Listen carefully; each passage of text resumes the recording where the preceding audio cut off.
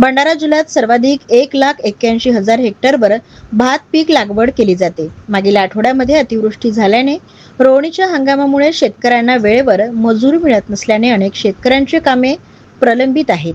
काही शेतकरी वेळेत धान रोवणी व्हावी यासाठी मिळेल त्या भावामध्ये शेतमजुरांना मजुरी देऊन शेतातील कामं करून घेत आहेत।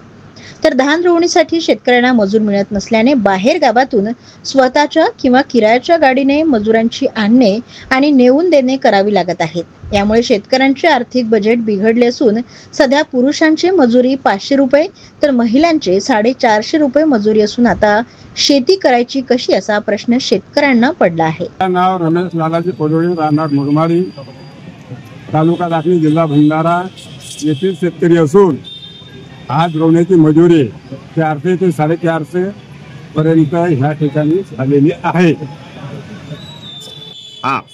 ह्या मजुरीमधून जर शेतकरी रोवणं केलं तर त्याला धानाचे विक्रीचे पैसे आणि शेतीचा खर्च हा सारखाच आहे। तिथून त्याला 20% सुद्धा परवडत नाही।